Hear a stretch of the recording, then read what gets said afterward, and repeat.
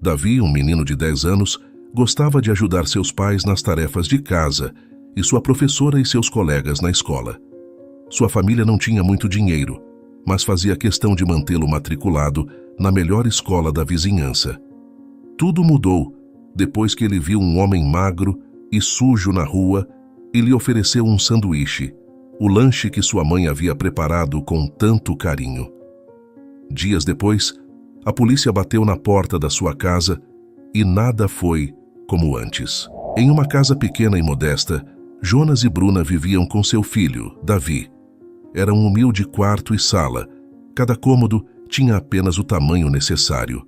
O único quarto era reservado para Davi, enquanto os pais dormiam em um sofá-cama na sala. Mesmo vivendo com simplicidade, a família era feliz e amorosa. Jonas era um engenheiro que havia ficado desempregado e agora trabalhava como motorista enquanto buscava emprego em sua área. Bruna era cuidadora de idosos e atendia 3 famílias diferentes. Era comum o casal trabalhar de domingo a domingo e até virar a noite trabalhando fora. Quando os pais ficavam ausentes por causa do trabalho, Davi ficava com uma das avós, que moravam em bairros vizinhos. Por ver os pais sempre atarefados, Davi aprendeu desde cedo a importância de ajudar a família. Mesmo pequeno, já cuidava do material escolar, lavava sua louça e dobrava suas roupas, o que enchia seus pais de orgulho, além de permitir que eles tivessem mais tempo para descansar da rotina tão exaustiva. Na escola, Davi também ajudava a professora e os colegas sempre que podia. Ajudava a arrumar a sala e apagava o quadro. Quando algum colega tinha dificuldade, ele fazia questão de ser o primeiro a ajudar. Até na hora de brincar, Davi era prestativo. Se ninguém queria ser o goleiro na hora de jogar bola, ele se voluntariava sem pensar 2 vezes, mesmo adorando fazer gol. Na porta da escola, os outros pais e mães perguntavam para Jonas e Bruna como eles faziam para educar tão bem o filho. Lisonjeados, o casal respondia: "Apenas damos amor e disciplina, além de exemplo, é claro." Na mesma turma de Davi, estudava Henrique, um menino respondão e encrenqueiro, que ia para a sala da diretora pelo menos uma vez por semana por causa de alguma brincadeira de mau gosto. Quando Henrique pediu um lápis de cor emprestado, ninguém quis emprestar, mas Davi emprestou. Depois, Henrique não quis devolver. As outras crianças falaram para Davi ir direto para a diretora, que tudo se resolveria. Em vez disso, Davi conversou com Henrique. Disse que emprestaria seus lápis todos os dias, desde que ele devolvesse. E que não contaria para a professora, nem ninguém, porque confiava em Henrique. Surpreso por ter sido tratado com gentileza pela primeira vez por um colega de sala, Henrique concordou.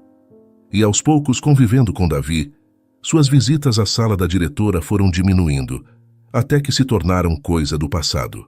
Mesmo trabalhando exaustivamente, os pais de Davi se esforçavam para arrumar tempo para passear com o menino sempre que um dos dois podia. Era raro os dois terem tempo livre juntos, algo que só acontecia em aniversários e no Natal. Ainda assim, eles se revezavam para levar Davi no parque ou para tomar um único sorvete, o máximo que o dinheiro deles permitia. Eles se esforçavam para que o filho não percebesse que, na verdade, estavam passando por dificuldades financeiras. Davi, mesmo pequeno, reparava que seus pais trabalhavam cada vez mais e que a geladeira se enchia cada vez menos, mas não reclamava, pois sabia que seus pais sempre faziam a coisa certa e resolviam todos os problemas. Era neles que o rapaz se inspirava para estar sempre dando o seu melhor em casa e na escola. Na ausência dos pais, Davi brincava com os colegas na rua. Eles viviam em uma vizinhança tranquila, rara nos dias de hoje. As crianças podiam brincar no parque e sempre tinham adultos por perto, entre moradores e porteiros dos prédios e trabalhadores da padaria, da loja de conveniência e do restaurante da rua, que conheciam uns aos outros e cada uma das crianças. O maior dos problemas que eles poderiam ter era um joelho ralado. Um problema frequente, mas pequeno em comparação aos problemas do nosso mundo. O que importava era que todos se orgulhavam de oferecer às crianças a infância segura e divertida que todo mundo deveria ter.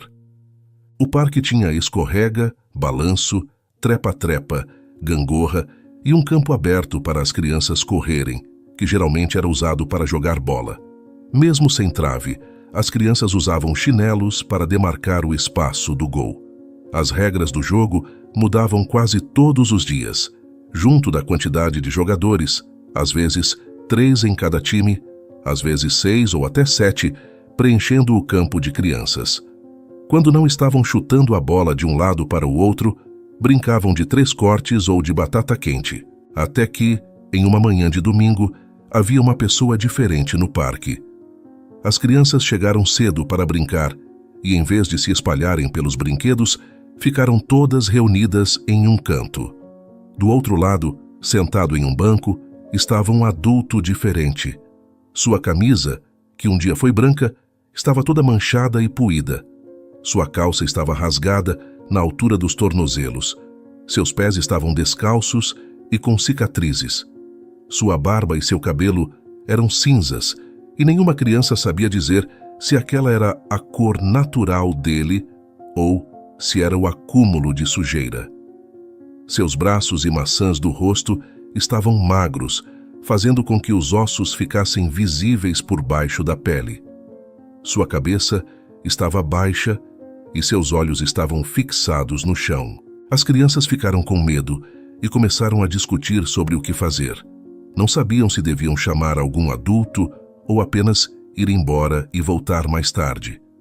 Enquanto falavam entre si, Davi chegou, trazendo um sanduíche e uma garrafa d'água nas mãos.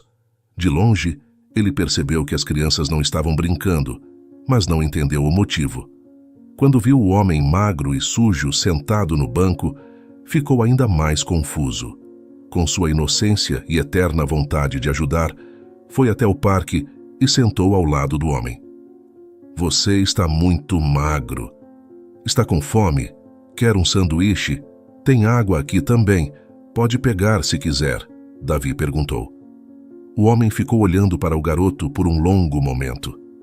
Davi imaginou que ele devia estar com sono, pois adultos costumam sentir muito sono nas manhãs de domingo, e também que devia estar com muita fome, pelo estado físico dele. Sem dizer nada, o homem pegou a água, deu gole, então pegou o sanduíche e começou a comer devagar.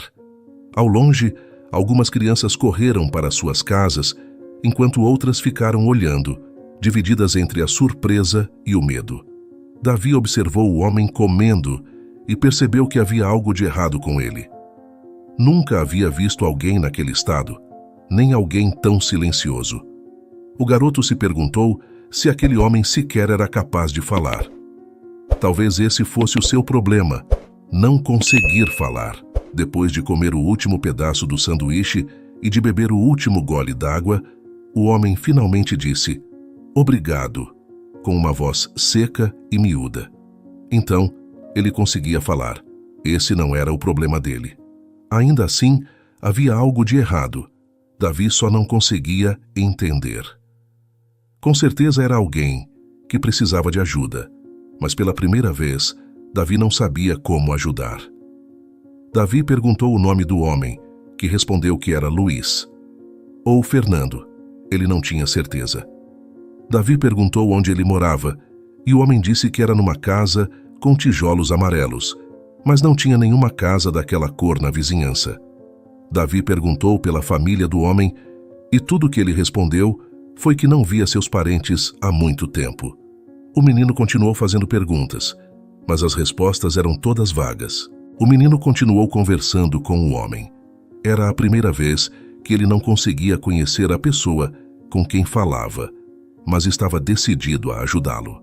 Enquanto tentava encontrar alguma forma de compreender aquele homem, Davi ouviu a voz da sua mãe, chamando de uma forma que nunca havia ouvido antes. Bruna berrou o nome do filho, dizendo, "Vem aqui agora." Assustado, Davi correu até a mãe e tentou dizer que aquele homem precisava de ajuda, mas a mãe não deu ouvidos. Assim que o filho chegou ao lado dela, Bruna direcionou os gritos ao homem. Vai embora daqui e não volte nunca mais. Se chegar perto do meu filho de novo, eu chamo a polícia. Suma daqui agora. Davi paralisou, assustado e confuso. O homem ouviu tudo sem dizer nada. Devagar, ele se levantou e foi embora, sempre de cabeça baixa. Bruna continuou gritando até ele se afastar. Então, pegou a mão do filho e o levou de volta para casa, apressada, quase correndo. De volta ao lar, Jonas e Bruna reagiram como qualquer adulto reagiria depois de um susto daqueles e deram uma bronca no filho. Eles disseram: nós já explicamos 1 milhão de vezes que não se deve falar com estranhos. Aquele desconhecido podia machucar você, ou pior, levar você embora. E você nunca mais ia ver seus pais ou seus amigos. O sermão foi longo, e Davi ficou com o coração na mão, pois só estava tentando ajudar. Ainda um pouco confuso, o menino foi para o seu quarto e lá ficou o resto do dia, tanto por ordem dos pais, quanto por não ter mais vontade de brincar. De noite, Bruna foi ao quarto do filho, sentou ao seu lado na cama e conversou com mais calma.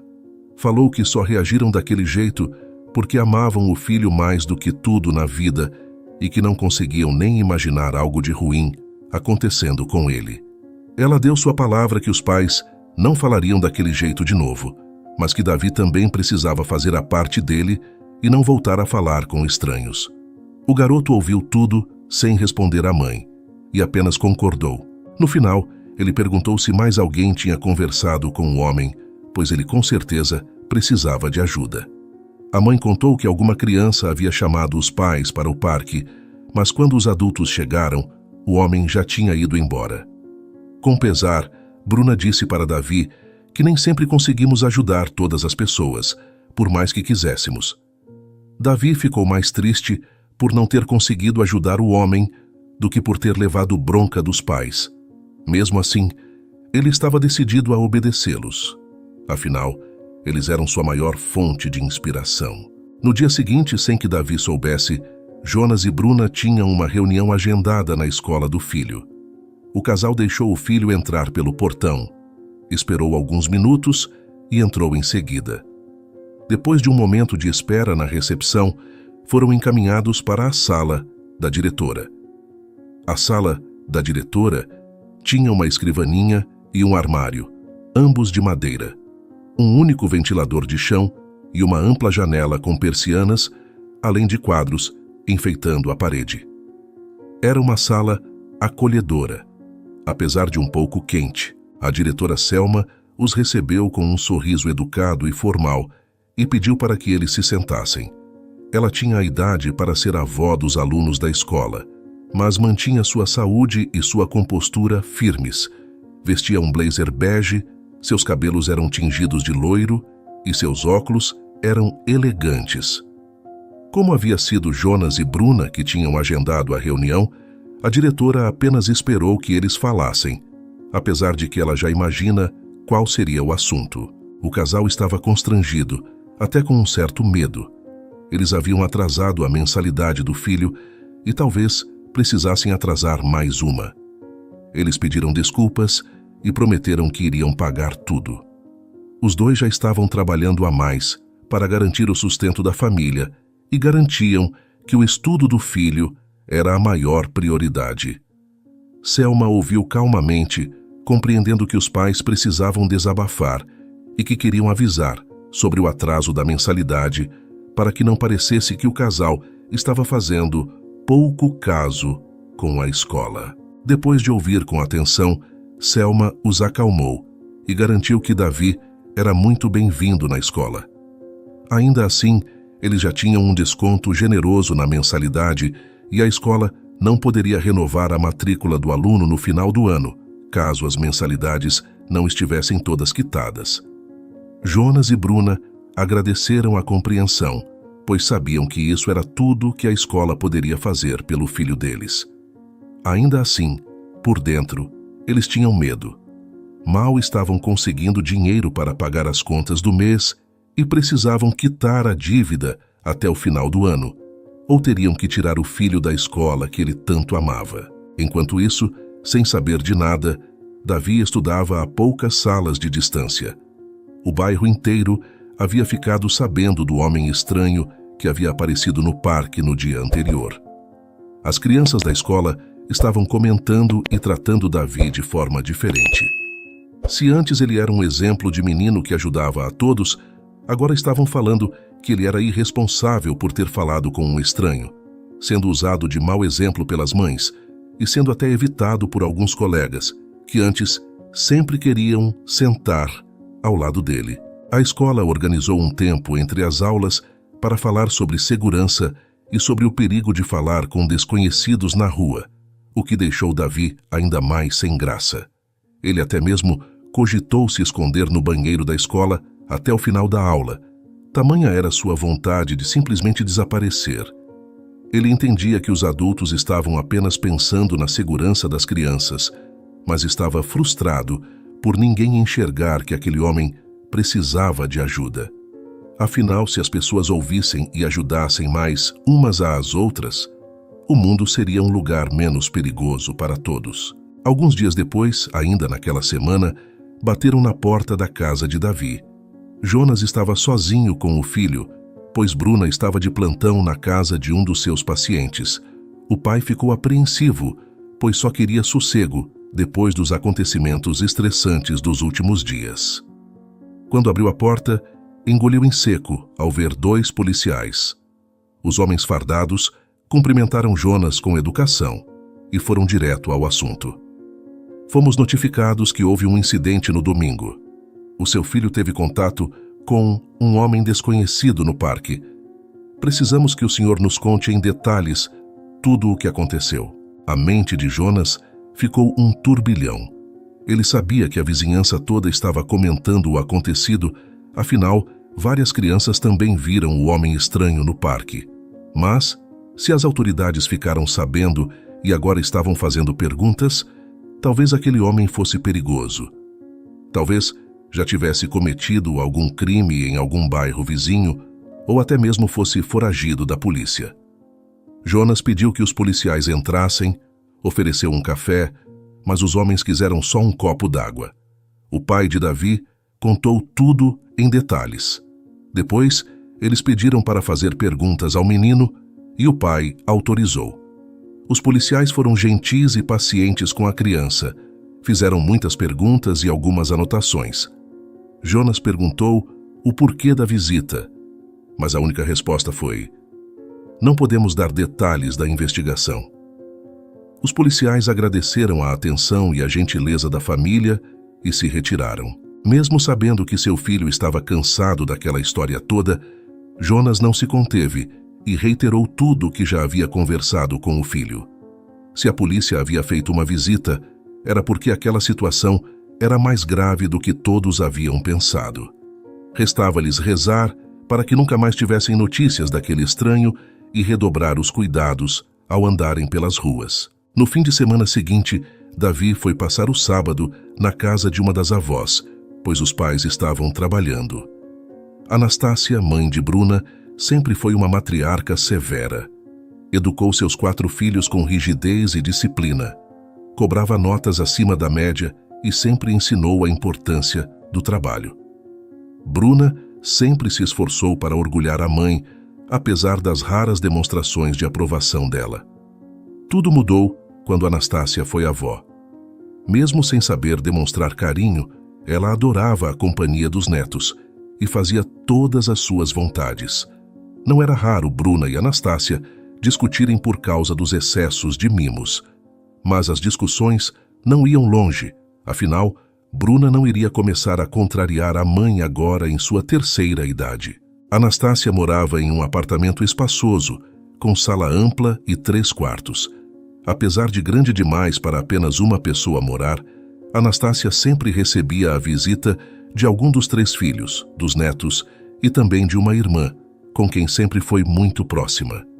Nas raras vezes que o lar ficava vazio, ela aproveitava para descansar, pois sabia que logo algum parente chegaria sem ter avisado antes. O prédio em que morava também era grande, com 4 blocos e dezenas de apartamentos. O play do prédio era espaçoso, tinha uma área coberta que era usada de salão de festas e uma área a céu aberto, onde as crianças sempre brincavam. Além de um escorrega e de um balanço, o play também tinha uma mesa de totó e uma mesa de ping-pong. Todas as crianças conheciam Davi e gostavam dele, apesar dele visitar o prédio poucas vezes por mês. Naquele dia, Davi estava brincando de 3 cortes com os colegas, vencendo quase todas as partidas. Um menino especialmente competitivo estava se esforçando para eliminar Davi e bateu na bola com força demais, arremessando-a no muro do play e fazendo a bola quicar para fora do prédio. Enquanto as outras crianças reclamavam, Davi disse: "Não tem problema, eu vou buscar", e saiu correndo sem esperar respostas. O menino saiu pelo portão do prédio, deu a volta no quarteirão e não pôde acreditar no que viu. Sentado no chão da rua, com as costas apoiadas em um poste, estava aquele mesmo homem da semana anterior, ainda mais magro e sujo, sempre olhando para o chão. Davi sentiu um frio na barriga e paralisou por um momento. Os adultos haviam lhe dito para ficar longe de desconhecidos e para chamar a polícia se visse aquele homem de novo. Ainda assim, Davi sentia vontade de ajudá-lo. Enquanto pensava, o homem ergueu os olhos e viu Davi.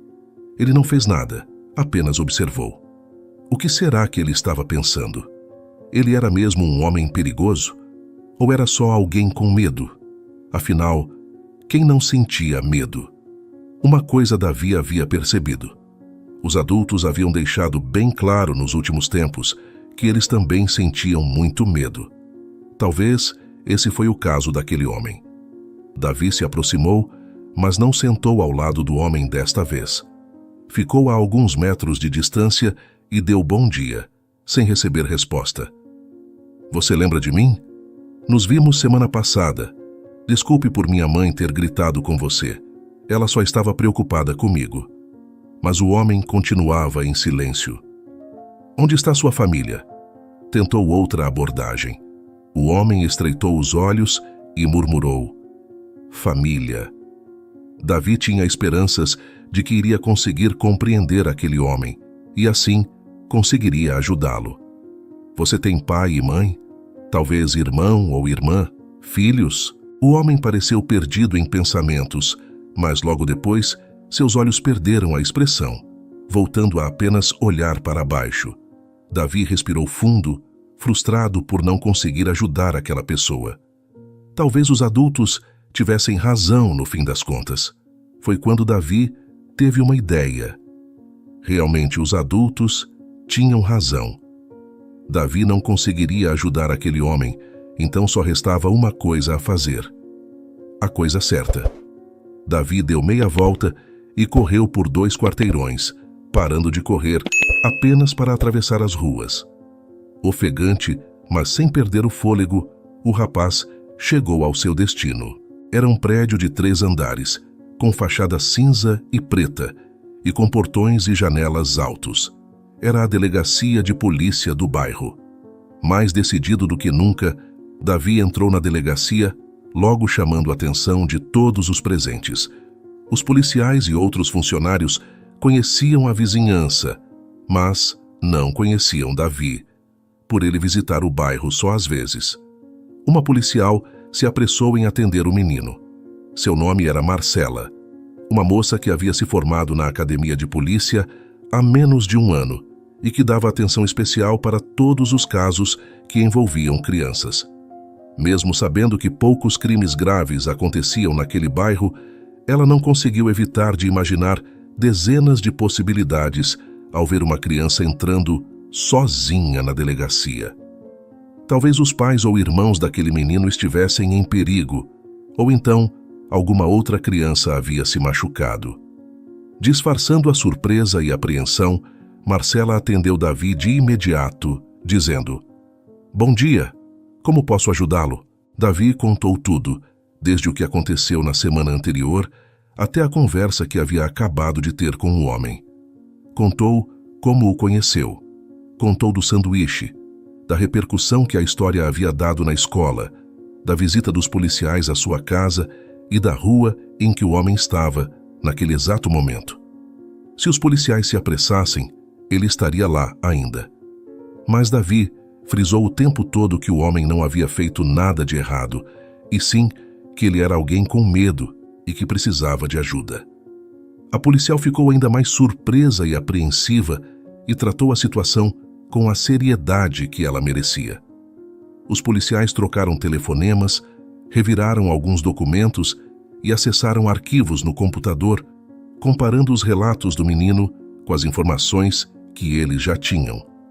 A mulher garantiu que a polícia iria resolver aquela situação.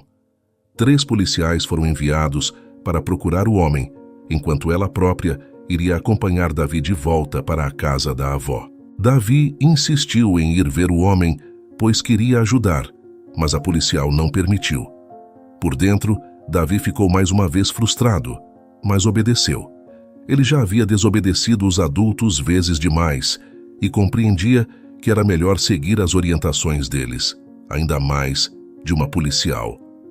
Vovó Anastácia ficou assustada quando abriu a porta e viu seu neto com uma policial, mas logo ficou tranquila ao ouvir os relatos do que havia acontecido. Ela abraçou seu neto e disse: "Você fez a coisa certa, vem. Vou te dar uma taça de sorvete." De noite, quando Bruna foi buscar Davi, Anastácia contou o que havia acontecido. Ela frisou que Davi havia se comportado de modo exemplar, que falou com as autoridades e que aquele assunto estava, de uma vez por todas, resolvido. Bruna ficou aflita, mas feliz, tanto pela atitude do filho, quanto pelo fato dos policiais terem resolvido aquela situação. Ela não sabia que fim levaria aquele estranho e nem queria saber. Só o que importava era que seu filho estava bem.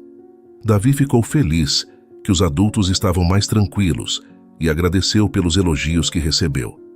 Mas, por dentro, ele queria saber o que havia acontecido com aquele homem e rezava para que ele tivesse recebido a ajuda que precisava. A semana seguinte pareceu ter voltado à normalidade, sem que a família imaginasse que suas vidas estavam prestes a mudar para sempre.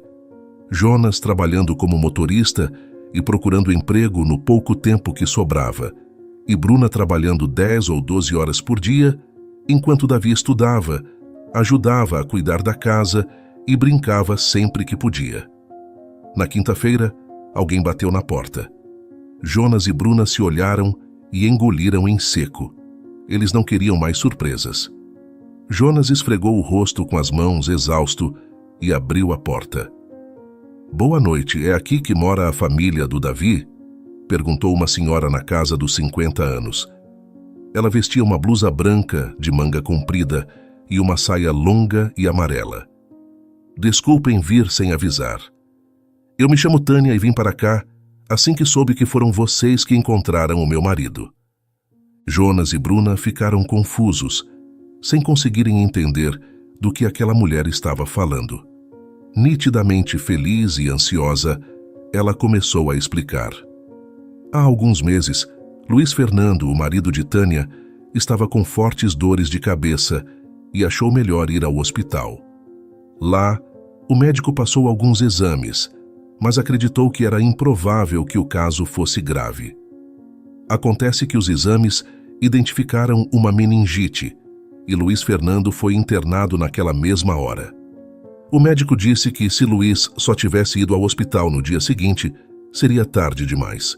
O período de internação foi angustiante, pois poucas pessoas sobreviviam a uma doença tão grave, e menos ainda, sobreviviam sem sequelas. Felizmente, Luiz Fernando conseguiu se curar, porém os médicos explicaram que ele sofreria de perda de memória por um tempo. A princípio, os sintomas eram leves. Luiz Fernando confundia os dias da semana e trocava os nomes de objetos. Luiz, Tânia e seus filhos levavam a situação com leveza, apoiando o homem e rindo amigavelmente de algumas trocas de palavras. O próprio Luiz era quem fazia mais piadas quando se pegava esquecendo de algo. Ao passar dos dias, ele começou a se recuperar, até que se sentiu seguro de andar na rua sozinho depois de meses. Nas primeiras vezes, ele havia dado apenas uma volta no quarteirão e disse que reconhecia as ruas, apesar de não lembrar os nomes delas. Tânia sempre ficava com o coração na mão, apesar da felicidade de ver a recuperação do marido. Até que um dia, ele desceu para dar uma volta e demorou para voltar. Depois de uma hora, Tânia já estava desesperada. Ligou para a polícia e rodou o bairro inteiro perguntando se alguém havia visto seu marido. Já fazia um mês que Luiz Fernando havia desaparecido e a polícia procurava por ele pela cidade inteira, sem sucesso. A própria esposa dedicava seus dias a procurar o marido, distribuindo avisos pela internet e andando pelo seu bairro, na esperança de encontrá-lo perdido entre uma rua e outra. Ela mal pôde acreditar quando soube que a polícia havia encontrado seu marido e ficou ainda mais grata quando soube que havia sido graças a um menino. Aparentemente, todos do bairro tinham ouvido a história de um menino que havia dado um sanduíche para um homem na rua, com a mesma descrição de Luiz Fernando, e não foi difícil para Tânia encontrar a família. E lá estava ela, agradecendo pessoalmente por Davi ter ajudado Luiz Fernando a reencontrar sua família. Jonas e Bruna ficaram de queixo caído. Ninguém havia imaginado que aquele homem estranho na praça era, na verdade, alguém perdido da família e precisando de ajuda. Ninguém, exceto Davi. Tânia fez questão de ouvir a versão deles da história e ficou ainda mais agradecida quando conheceu melhor aquelas pessoas que haviam salvado a vida do seu marido. Em especial, o gentil menino que quis ajudá-lo desde o primeiro momento que o viu. Tão jovem, e já é um exemplo para todos nós, ela disse. Depois de ouvir a história e de agradecer ainda mais, Tânia anunciou que seu agradecimento não seria apenas em palavras. Ela disse: "A sua família salvou a minha família, então eu preciso fazer tudo o que está ao meu alcance para recompensá-los." Luiz Fernando precisava de acompanhamento profissional, ainda mais depois de ter passado tantos dias na rua. Portanto, Tânia convidou Bruna para ser cuidadora de Luiz Fernando. Como ela já tinha mãe e tia idosas, ela também garantiu que Bruna continuaria contratada, mesmo depois que Luiz Fernando estivesse completamente recuperado. O pagamento oferecido era ainda maior do que todos os pagamentos que Bruna recebia das 3 famílias com que trabalhava, e ela não precisaria mais trabalhar 2 turnos seguidos, nem fazer plantão. Por acaso, Luiz Fernando também era engenheiro, e a empresa em que ele trabalhava ainda não havia se reestruturado por completo desde que ele entrara em licença médica. Com certeza, eles precisavam contratar um engenheiro novo para a equipe. Naquele mesmo mês, Jonas estaria voltando a se atuar na sua área. Por fim, Tânia se comprometeu a patrocinar os estudos de Davi até que ele terminasse a faculdade. Era ele a quem ela devia a maior gratidão. Então, jamais faltaria nada para o menino. A família não conseguia acreditar no que estava acontecendo e até disseram que não poderiam aceitar aquilo tudo. Mas Tânia estava irredutível e até disse que, na verdade, era tudo pelo Davi. E é claro que os pais não iriam recusar que o filho tivesse o futuro garantido. E realmente, a vida de Davi e de sua família só mudou para melhor. Bruna trabalhou na casa de Tânia e Luiz por 2 anos, até que Luiz Fernando estivesse completamente recuperado. Depois disso, passou a cuidar da mãe de Tânia. Jonas foi trabalhar na mesma empresa em que Luiz trabalhava e se dedicou para se tornar um funcionário indispensável, sendo até mesmo promovido dentro de poucos meses.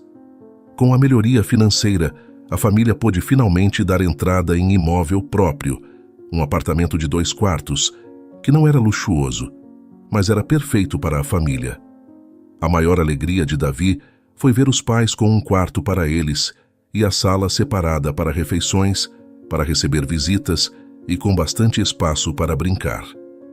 E Davi pôde estudar na escola em que tanto gostava até se formar no ensino médio, quando passou em primeiro lugar no vestibular e ganhou todos os livros da faculdade de presente de Tânia e Luiz Fernando. As duas famílias continuaram próximas pelo resto da vida, sempre se ajudando e se fortalecendo.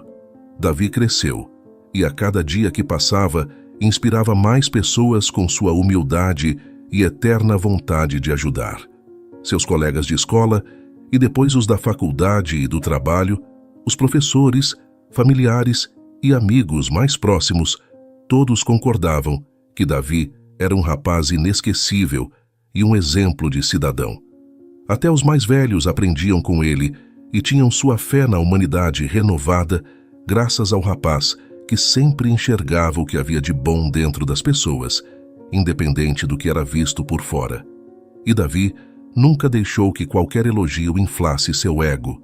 Muito pelo contrário, se inspirava neles para ser uma pessoa cada dia melhor. E aí, gostou da história? O canal Vivências Narradas agradece sua companhia. Não se esqueça de dar um like no vídeo, se inscrever no canal e comentar aqui embaixo o que achou da história. Até a próxima!